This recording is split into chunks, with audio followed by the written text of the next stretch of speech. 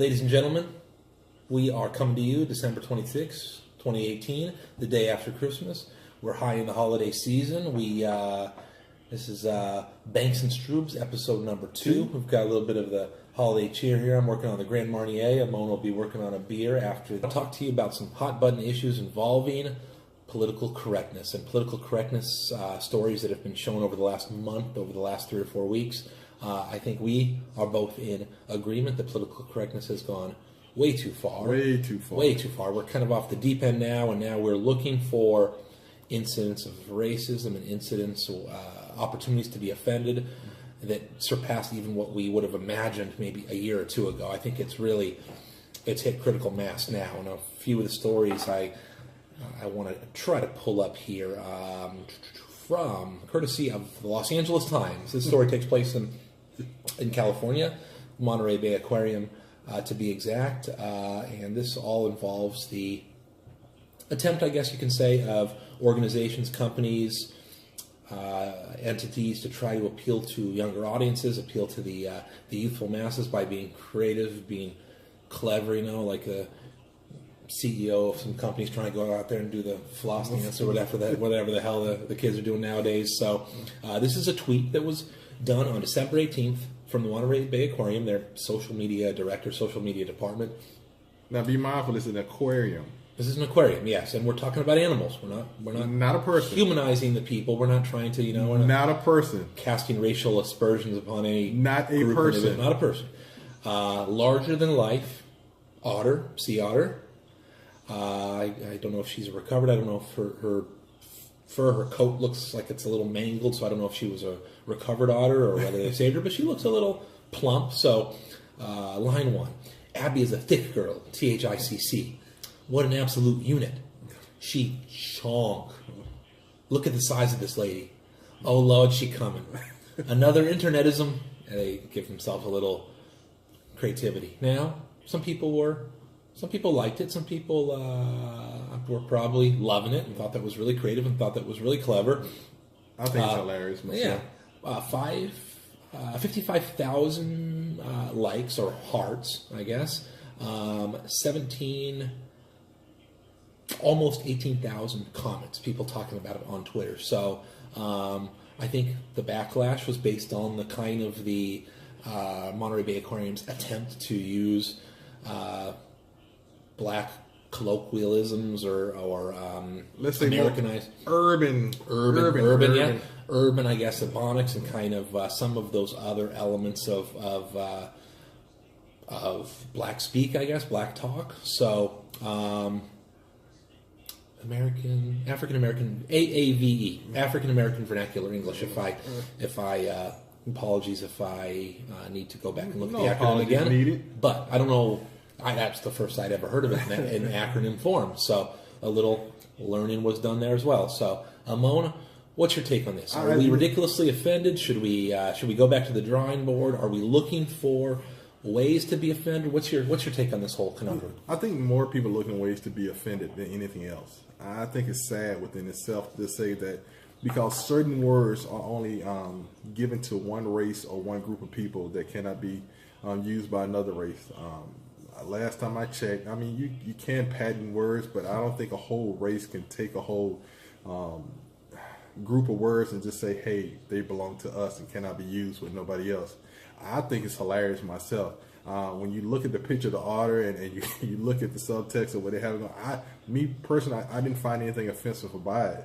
But there are a lot of people who are just having a hard time with this poor little otter. Just feel like she has been just maligned in some kind of way. But it's funny, she is thick.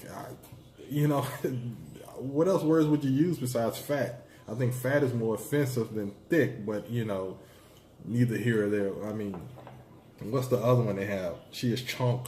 She's chunk. I never heard that personally, but they said it's a urban word that's used by the black American race. Now, if I'm not mistaken, that was taken from maybe like SNL, or I think that was in a clip that I'm somewhat familiar with that one, but maybe when you get to the "Oh Lord, she coming," it sounds a little kind of like Southern sort of Southern sort of working class. Again, what's wrong with that? I mean, my thing is that you're doing something to reach an audience that you cannot get into the aquarium. So you became somewhat clever, somewhat creative. It really makes me want to see this sea otter, right? It's kind of appealing. Like, let's see what she's really all about. Looking at the picture, I think the sea otter has diabetes. They need to worry more about that and getting her health down. Put her on the treadmill or something. A good vegan diet to get her weight down.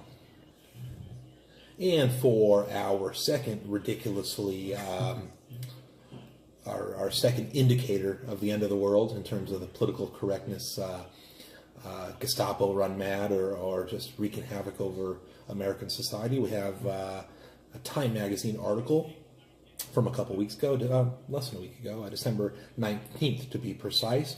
Forever 21 slammed for advertising Black Panther-inspired Wakanda sweater using a white model. Now, this is a little ridiculous. The whole notion is a kind of a lily white model, blue hair, blue eyes, blonde hair, whatever. Kind of a Nordic-looking dude modeling a Forever Wakanda sweater on Forever 21.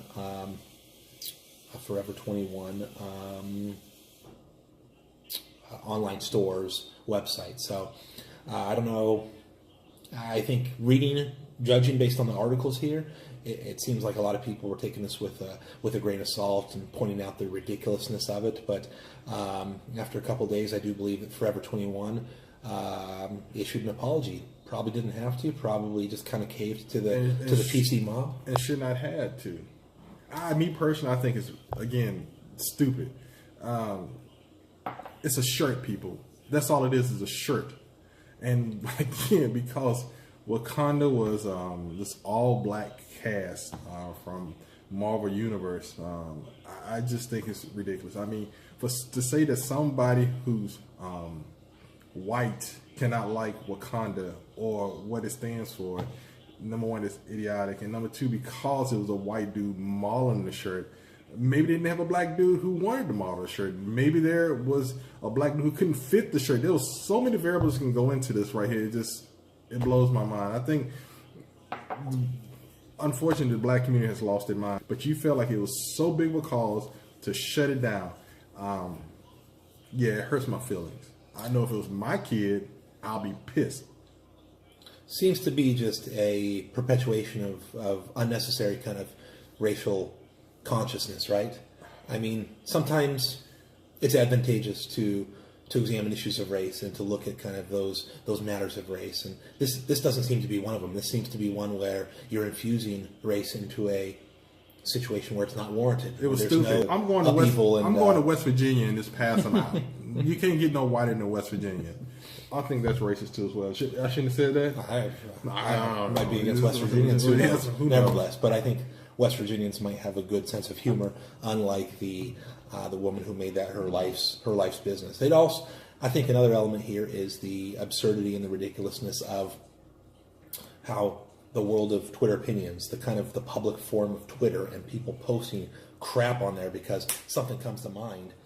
It gains traction. It starts to kind of take off, and I think it's ugly for the media to kind of harness that and use that for their own purposes, and to either generate racial strife or racial discord.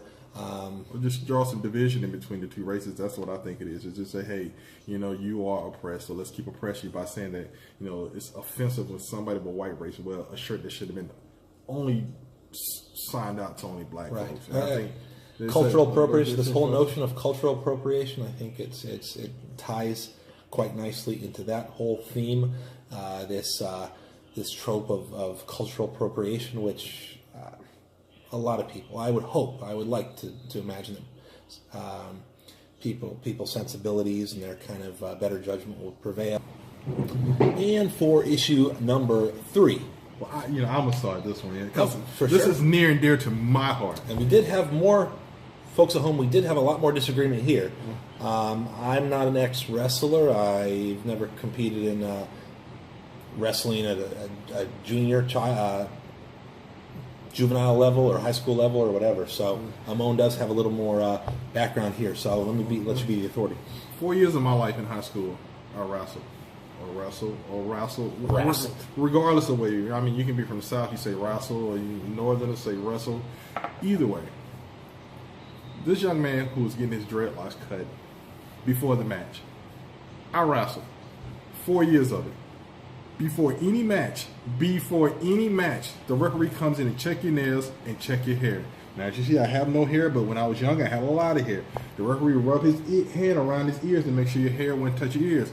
These were South Carolina rules, but they're rules nevertheless. And the problem is that the man had an option. Plain and simple. Cut your hair. If you don't cut your hair, you don't wrestle. He chose to cut his hair. Now, fortunately, he won. But the problem is that we have a problem that a white referee told a black kid to cut his dreadlocks. Well, let's really examine this. That's, to me, a hygiene issue. Who wants to wrestle somebody with long hair? Now, I'm not trying to say the man's hair was dirty or not, but me personally, when I wrestle, I drew issue. I would say, no, I will not wrestle him because he's not within code. You need to cut his hair. There's been plenty of times, at least twice when I wrestled out of 4 years, I had a white boy cut his hair because he was rocking the mullet at the time and he had to cut the hair. Now, I do find fault on the coach. The coach should have checked his players before going out there, checked with the referee before he hit the mat. He did not do that, but unfortunately, the man was given an option. Now, this whole thing about wearing a cap. Now, he could have wore a cap. He didn't have a cap, so he had a choice. Did he want to wrestle? He wrestled. So he had to cut his hair. What is the big deal, people? I think the big part of the situation is that when you look at the video, you saw a little white girl cutting his hair. The optics are definitely a little... I don't care about optics. He had a choice. It could have been a midget. It could have been a one-legged horse. He had to follow through with the rules. The rule says if your hair is too long, you have to cut it. Now, unfortunately...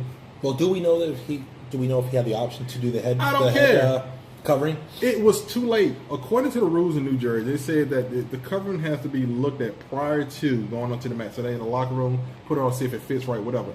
That did not happen. So when he hit the mat, he had a choice. If you want to wrestle, cut your hair. If you didn't want to wrestle, forfeit the match. He chose to wrestle. He had a choice not to. I guess the problem that I get is that this whole PC culture about rules. Rules are made to be followed, regardless of the race that you are. I hate it when a rule, let's take the marijuana rule, and I'm not trying to go too far away. If one group of people violates a rule, then we want to nullify the rule and say, well, so many blacks are smoking weed, we got to minimize this rule because it's a racist law. No, you don't smoke it. So when it comes back to wrestling, you had a choice.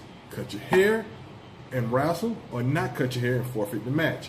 I think you said, like you said, Ian, the optics. I really don't care about the optics. I care about what is right and wrong. There are more bigger issues in the black community other than cutting your hair and wrestling. What is the greater good of making this referee lose his gig because y'all didn't see it was fair to this black kid? I think he might have had an incident or two in past years, Ian, which might have warranted sanction, or might have, I don't know if he was actually suspended or... I'm from South Carolina. He could have wore a Ku Klux Klan rally mask, hat, robe, and everything. The rules do not change. As long as the rules are applied fairly amongst both parties, black, white, green, yellow, and orange, he could be whatever. It's one thing that if the rule book said that he can have long hair, and the referee made him cut it, then that's wrong. But the rule book did not say that. And I think this is the problem that we're having with people these days. You want to look at somebody's past to dictate his current behavior, and that is not currently true. Prior to me being whomever, I was not the most savory person in the community, but I changed. So you think that people do not change, Ian? I'm not saying I'm getting on you. If People somebody, change? yeah, so Of course. there's a lot of people who might have been racist, Aryans, or white nationalists, and realized they saw the light. They saw that the ways that I was going, the road I was going on was the wrong road.